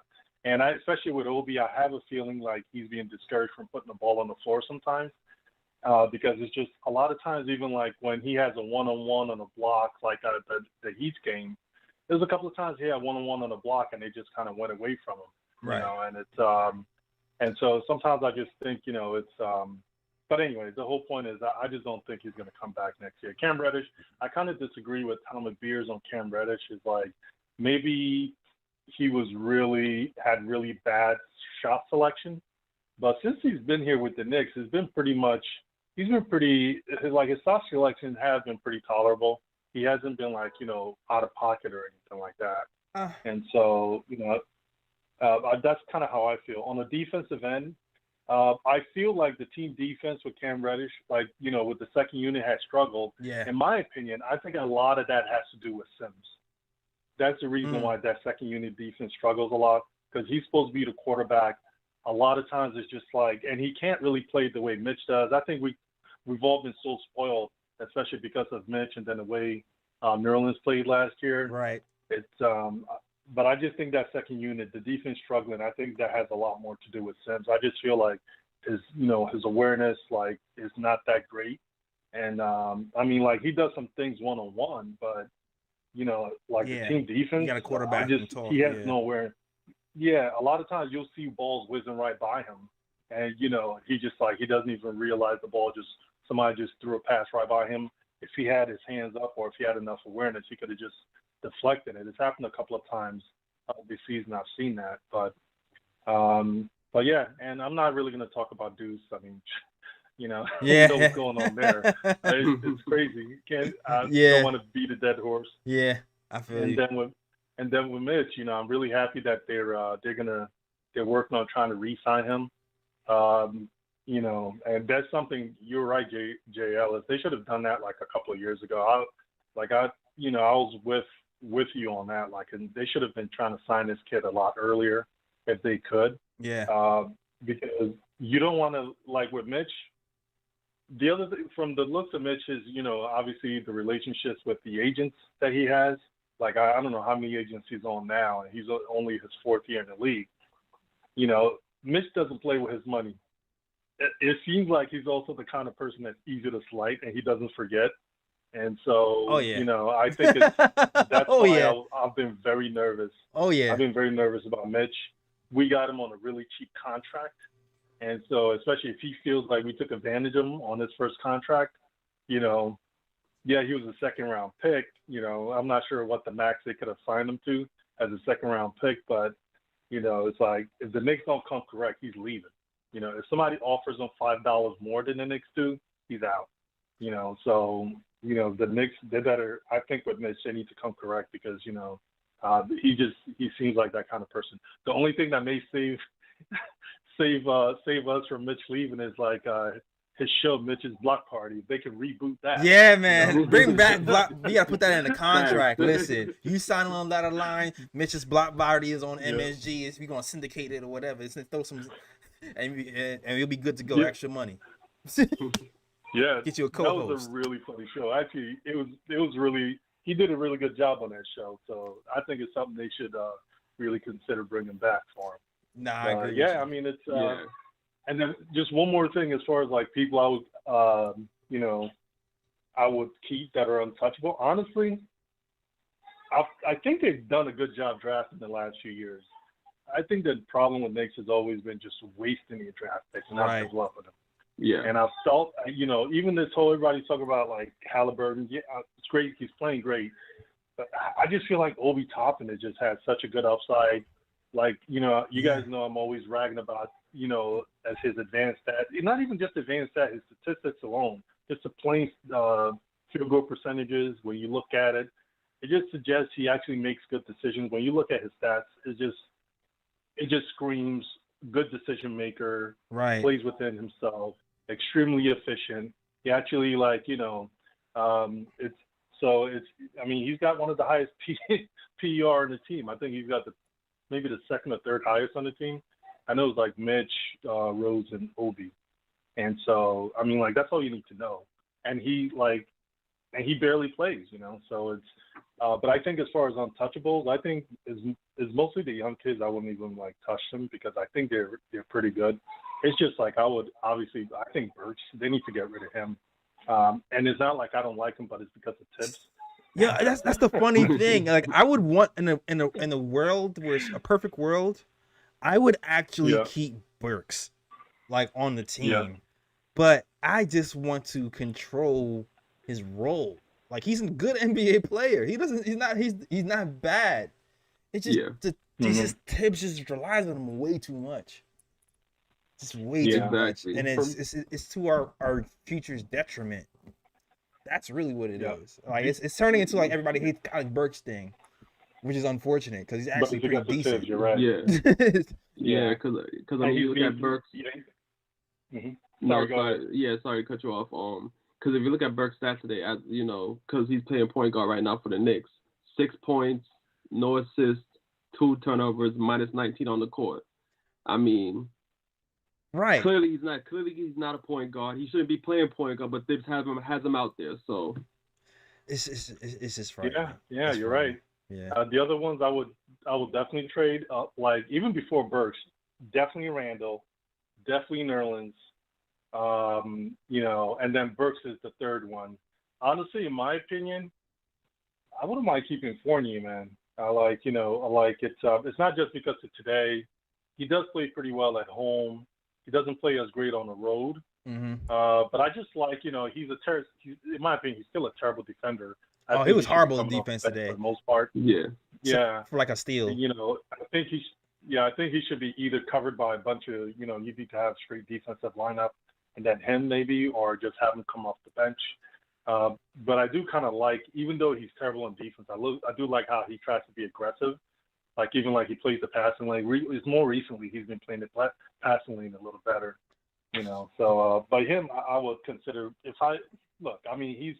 pretty. I think he has good value. If they can trade him for something, a better piece. If he was part of a better package, at least maybe to turn Randall, him, and someone else into one player, right? One point guard, good player. Then like a point guard. Yeah, then I would 100% do that. Trade all three of them to freaking Utah and bring back Mitchell. Fact. There you go. Just like your boy Jason, man. Appreciate the call, Reaper. Thanks for calling in. You guys have a good day. You too, man.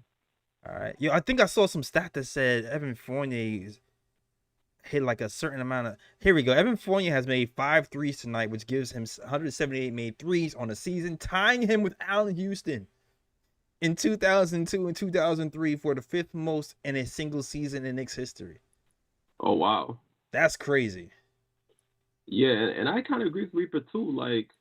I know Fournier has his liabilities on defense, But since the year started, I like the way he's played in 2022. And if the Knicks were to keep him, I wouldn't be opposed to it. It wouldn't be one of those, it wouldn't be one of those situations where I'm like, he has to be moved. You know what I mean? Like, if the Knicks keep him, I'm not opposed to it. That's one of those things where it's, again, coaching.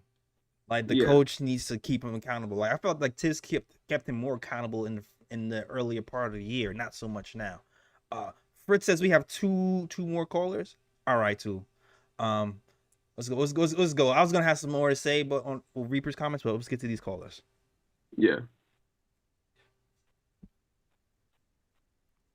Next caller, let us know what your name is and where you're from. Hey, appreciate you taking the call. This is Mike from Michigan. What's going on, Mike from Michigan? All right, man. Is this your first time calling, Mike?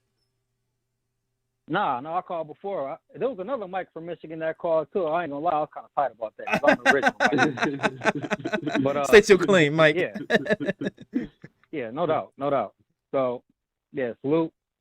Ellis, Ryan G. I was gonna salute Raw. I'm kind of, thought that he left a little bit early, but yeah, I like what Raw is doing outside of his Knicks coverage, on his channel. Absolutely, absolutely. He's doing some good work on that too. Absolutely. So yeah, I just want to give Raw. Yeah, no doubt. I wanted to give Raw his props on that. Mm-hmm. Oh, and Raw's on the Mo Bamba train. I got Raw on the Mo Bamba train, yes sir. No doubt. Okay, so yeah, jumping right in on some of the points that y'all touched on earlier. Mm-hmm. Now I'm gonna start like this. As far as the loss today, I wasn't upset about the loss today. As far compared to some of the other losses that I've seen, and I like seeing the fact that we got some of our young guys, on the court, and that's gonna lead me into my Tibbs thing in a little bit. But I can, as far as the way our team looks now, man, losing games now compared to other seasons, other lottery bound seasons that I've seen, man, I'm trying to tell you, I was a Knicks fan. I always go on my little soapbox and say how long I was a Knicks fan, but I'm just supposed to throw some names out there, man. That's gonna put it in perspective. Okay. Our best player at one point was Langston Galloway, and I was still a Knicks fan. Okay, all right. I was there for the Galloway days when Galloway was a lockdown defender and he was shooting threes. Like 2014 season? Yeah, I was around there. Right. I was Galloway high. Listen, I was mad and depressed when we didn't keep Galloway. That lets you know how bad our roster was back then. Me right too. Now. He had a good year though. He had a good year. All right. He had a good year. I think that was his best year, probably. Yeah, no doubt. He definitely had a good year. But just to throw another name out there, just like my man Landry Fields, once he left the Knicks, we never heard from him again. Oh yeah, yeah.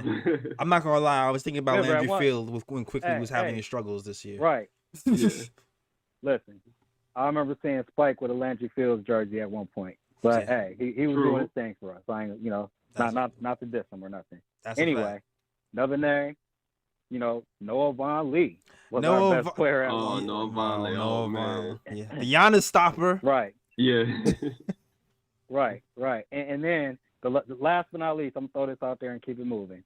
I was a Knicks fan when Emmanuel Mudiay was our featured player, dog. Oh, man. Mudiay. Mood, the Tank Commander. Not the Mudiay. Who came up with that name? That name is crazy. Yeah, I wonder who did come up with that name. Right. So I'm saying all that to say this, to drive my point home, that this team got young talent, man. This team is far better than some of those others. It was hopeless.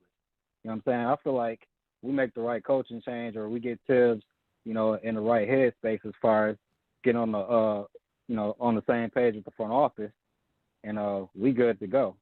You know what I'm saying? As far as the guys, as far as the guys that to touch on what you were saying earlier, the untradables, to me, I'm definitely not trying to trade RJ. I'm not trying to see RJ go. I mean, that's a given. I think, everyone pretty much agrees on that now, even the RJ haters and things. They got to come around. Facts. They here. Yeah.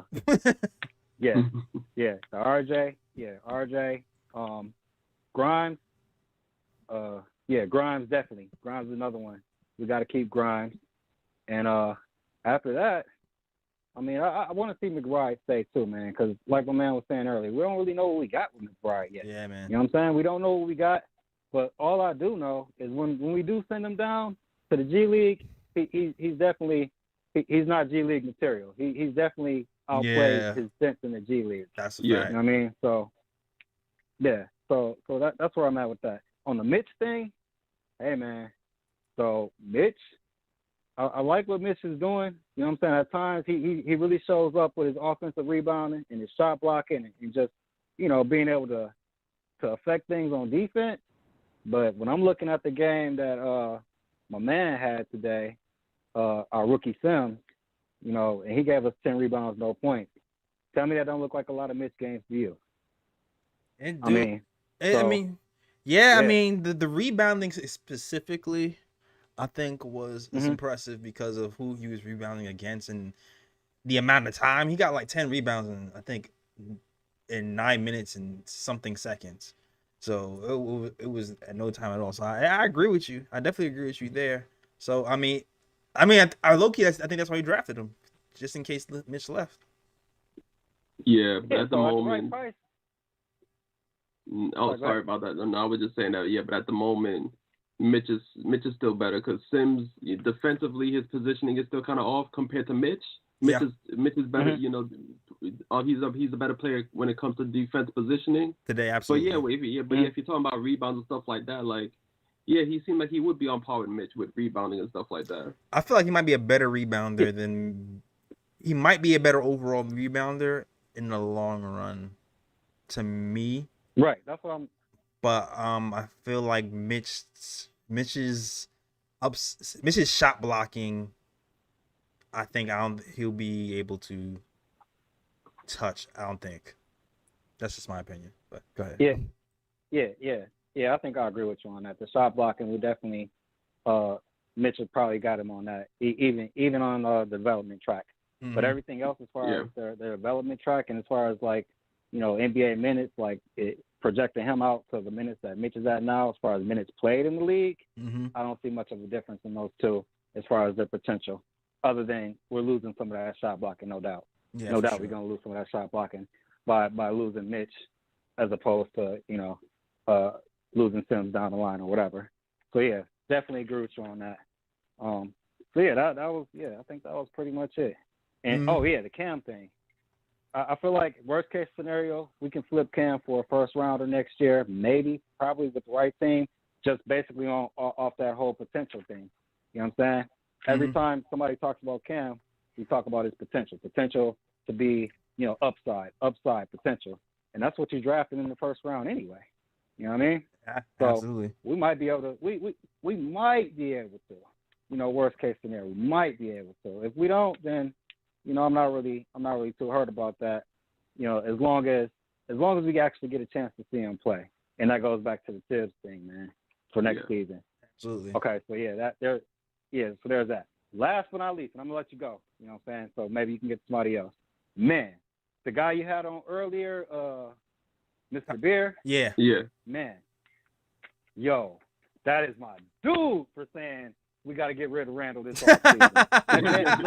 That is my guy. Yeah, he said it with his chest too. Like pay that man. Yep. Right. Like I said, pay that man for services rendered and let's go. You know, so I appreciate y'all taking the call, gentlemen. I'm gonna leave y'all on that. Thank you. All right, man. All right, man. Thanks. Salute to you, Mike from Michigan. All right. Yeah. Go ahead. Sorry to cut you off, man, but before we get to the next call, and so Fred Cassius posted something from Thibodeau regarding Nerlens Noel, and he said that I want him to get through some practices first before we throw him back in there. At this point, what you don't want is you're in for a game and out for a game, in for a game, out for a game. So I want him to get healthy. So I think that's part of the reason why Thibs is playing Sims right now, because Nerlens Noel is not fully healthy at the moment. Got you. Understandable. Okay. All right. I mean, I guess he's over Taj, so that's better than nothing. But he's not over. Yeah, I guess, right?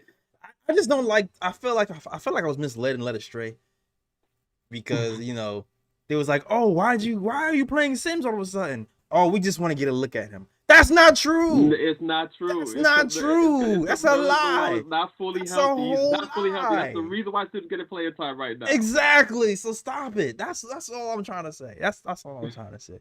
And shout out, somebody was like, "Yo, Jay, you didn't come up with Boudier and Tank Commander. CP did. CP came up with Tank Commander. That's CP's thing. But the Boudier thing, that happened before CP. I'll just say that, and it's documented. It's documented on YouTube. I'll just say that. That's documented on YouTube. For OKOT heads know what's up. All right. Next caller up, and you're not getting blocked for that. Next caller up, let us know what your name is and where you're from. Hey, what's going on, fellas? This is Soul Finger calling out of San Diego. All right, West Coast. What's going on, Soul Fingers, man? It's been a minute, man. Oh man, oh yeah, it's been a while. I think last time I was on, Moby Dick was still a sardine, so it's been a while. So, no, with today's game, I wasn't upset. I was like, all right, cool. Well, only thing I was upset about was the officiating and free throws. I was like, come on, fellas. All those free throws. It would have been a different game would have been able to hit the free throws, and I've been screaming that all season. Yeah. Got to hit the free throws. Got to hit them. For real. But the problem, the officiating, man, and I get it. You have superstars, stars. Everybody has a level of play. But you can't tell me that one play, they let it ride. Embiid traveled out his American Express, and it was right there for everybody to see, man. Freaking flyer miles, man. Yep. Man. And then the fouls. They called the one on Obi, and Obi was coming, oh, that's a foul. I was like, where's the foul? They were calling some bad fouls. And this is the first time I've seen both centers foul out. That one ref, James Williams, he was like, he had a bipolar whistle, man. He was either really fast with it or he was extremely slow with it. He waited well after the fact. We get ready to run down the court. He called foul. I'm like, bro, come on, man. Yeah. Remember his name because it makes it more personal when I'm pissed. James Williams is the ref's name. Yeah. All right. I remember those names like Ed Malloy. That's another one I remember. Yeah. I know him. Yeah. They do us, man. I mean, I'm like, bro, we can't get no love. I mean, they treat us worse than a wet food stamp, bro. It's horrible.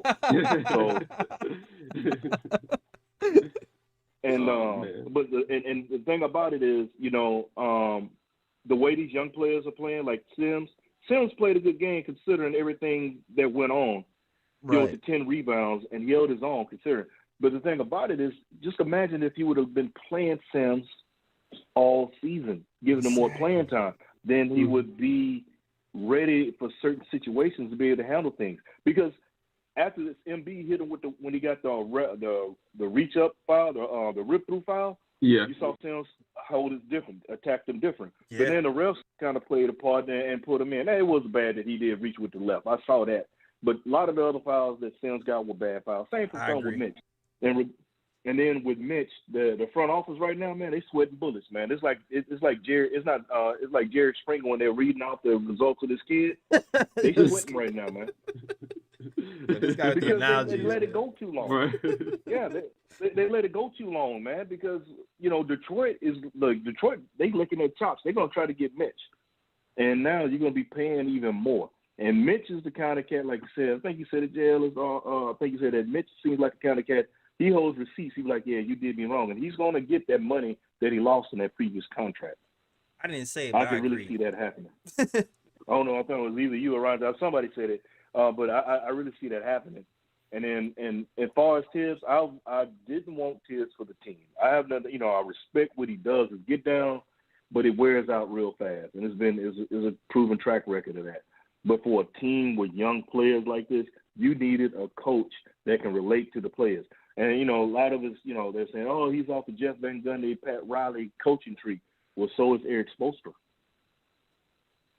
True. Yeah. Eric Spoelstra the same way. Eric Spoelstra makes those, he's related to his young players. He coaches hard. He's a defensive-minded coach. But he also makes a lot of those in-game adjustments. So, you want to do this? Well, I'm going to do that. Case in point, in the Miami game, RJ was giving them the business. He was torching them. I mean, he was all up in them like a wedgie. And what Eric Spoelstra did, he made his adjustments to try to keep the ball out of RJ's hand. Yeah, you're absolutely right. I mean, I saw him kind of try to make adjustments today on the defensive end when they were trying to take a double off of Thibault and then go into double Embiid with Fifles, man. But Still not enough adjustments made. Still not enough adjustments made. It's not. But it's not. And the thing of, oh, my bad. I didn't mean to cut you off. Yeah, the only adjustment I did like was Cam running with this. Cam running with the first unit. I like that adjustment. Yes. That's the best adjustment I saw today. And then I was going to get to Cam. The game previous in Miami, I've been jumping up and down on this one because it was beautiful to see Cam and RJ together on the court. But when Cam jumped the pass, got it to RJ, and RJ hit him back right off to get it. That's like the future right there, man. You know, that's the future. And then to give him out there again, because look, they were making a better run. And Fournier, man, he's frustrating, man. He is frustrating because his defense is so atrocious, man. He can't put a cover on the bed. It's bad at times. But he'll come in, but then he'll come out and hit some shots, but then he'll take some bad shots, and then if you got hair, you pulling it out. Yeah. You know, you sitting there like, man, what are you doing? But, you know, the other teams that had him, they hit him well, his defensive deficiencies. But Tibbs is not the right coach for this team, but and I'm going to say something that's not going to be very popular, what I'm about to say.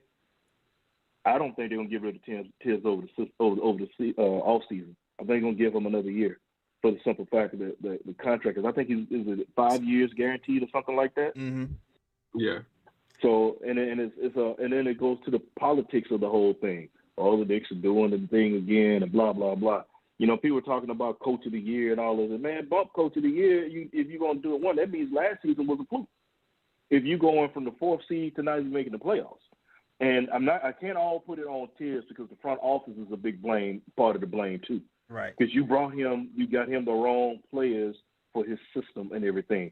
We need a point guard, yet you don't get us a veteran point guard. Well, you got Kemba who felt kind of, I guess, you know, they looked at him as manna from heaven getting cut loose, but the man got he got a half a kneecap.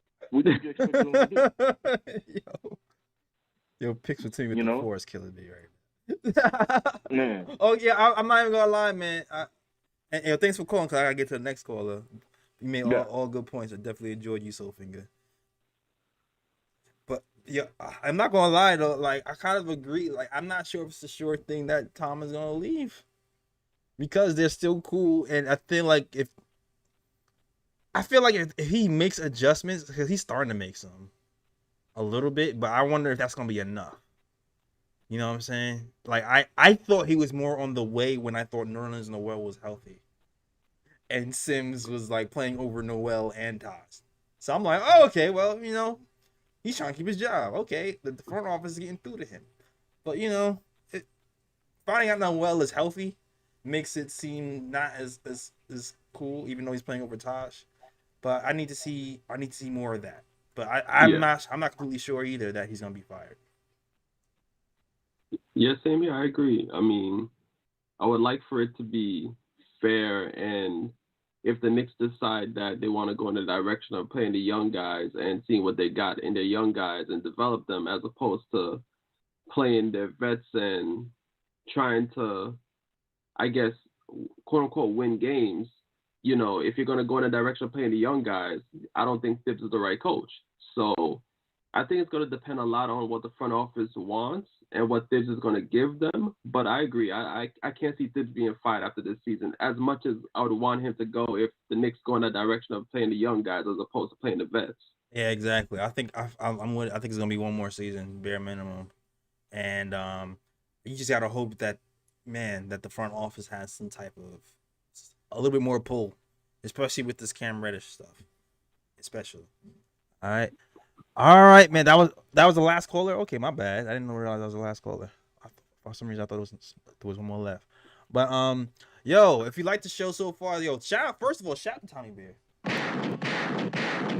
Shout out to Tommy Beer. I'm gonna post this. Everybody's watching on the KOT show. I'm gonna tell you something right now. All right. Tell you something right now. I'm switching to the single view to tell you guys this. I'm gonna post a Tommy Beer clip on Twitter, right? And I want y'all to like repost and tag and like all that stuff on Twitter. We're on Twitter. We are DKOT show, and I'm gonna thank Tommy, and I'm also gonna ask y'all, who else do you want us to bring on, so we can try to get more guests on here, more beat writers, more, whether it be Ian, John Schwartz, whatever, and then wherever y'all tag, we're gonna try to get them on. That's the way we're gonna try it. All right. So shout out to everybody. If you enjoyed the Tommy interview, we're gonna try to get a lot more guests on here, who are respected around Knicks Nation, and hopefully we can have a lot more of these types of conversations moving forward. All right. But be sure, if you haven't followed us already, go to the KOT Show on Twitter. Follow us there, and when we post a video of some of the Tommy conversations, let me know who you want next, and we're gonna try to get somebody else on here. All right. All right, cool. Well, shout out to everybody who's rocking with us on a Sunday after a loss. All right. Cool. All right, man. I think that's a show. I think we talked about everything. If you like the program, please hit that like button. Please hit the subscribe button and comment. And you know what? I'm gonna try to chop up a video and post it over there so you guys can comment on that stuff as well. The likes and the comments and the share are gonna help us tremendously. It's gonna help grow the channel. It's gonna help to get the awareness out. And yeah, listen, we're gonna be here after every game. This week is a West Coast trip, so which means I won't be sleeping. Yeah, you're gonna be up late. I'm gonna be up late. I'm not sure if Ryan is joining us or not, but it might be me. It might be me and Ryan on Wednesday and Friday. Yeah, as long as it's weekdays. But like Wednesday, Friday, I think Sunday. Yeah, I'll be here. So you're gonna be here. So it's gonna be me and Ryan G holding it down, doing 12 midnight shows. All right, talking with you guys in Knicks Nation. So definitely watch out for us on Wednesday.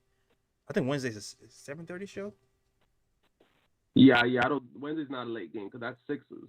That's the Sixers, but I think Friday might be a late game. And then we have a few late games in a row.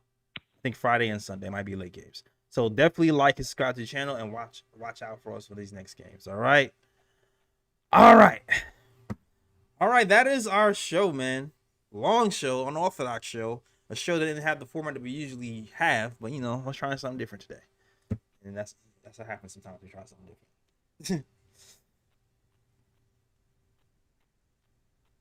JLS, you never said what happened. Do you have to DM me? What happened with what, Walter? But shout out to everybody here in the chat. Shout out to Big Reaper. Shout out to Walker Inge. Shout out to Krillin's Underlow. Shout out to We Surveyed 100 People. Shout out to Be Civilized. Shout out to Nick Yak. Shout out to Prezi the Boss. Who else? Picks with Timmy is always rocking with us. Shout out to Picks with Timmy. Rick V. Vibe Shop. SP. Alton Lee. Everybody else is rocking with the KOT show, all right? Thanks, man. Thanks. Shout out to you, Be Civilized. All right, that's our show. Ryan G, let them know where they can find you, sir. You can find me on Instagram at Sir G is Chillin'. Sir G is Chillin'. That's SIR. G is CHILLIN. I also got Sir G's Corner on Instagram. I'm going to be coming up with more videos soon. Mm-hmm. I've been kind of busy lately, and you can also find me on Twitter at RyanGKOT. Cool. You already know what it is. We can follow us on all social medias. You can find us on, the KOT show on Twitter, as always. You can find us on the Nick of Time show on Instagram and also on Facebook. You can get the snapbacks at the KOT nickoftimeshow.com. So that's catalog. Shout out to people. Somebody just bought like a mid shirt, some hats I just sold. So shout out to people who's buying some Knicks merch. And yeah, also you're on SoundCloud, iTunes, Google Play, and Stitcher as well, man. So definitely follow us on those listening platforms as well. And yeah, man, enjoyed you guys. It's a loss, but we used to this now, man. We used to this. It's no big deal. More ping pong balls for us. All right? Let the ping pong balls roll. And so that's our show, and as always, shout out the Worldwide West. Everywhere we go, we leave a worldwide mess. It's a mess out here, all right? That is our show. We are out of here. Peace.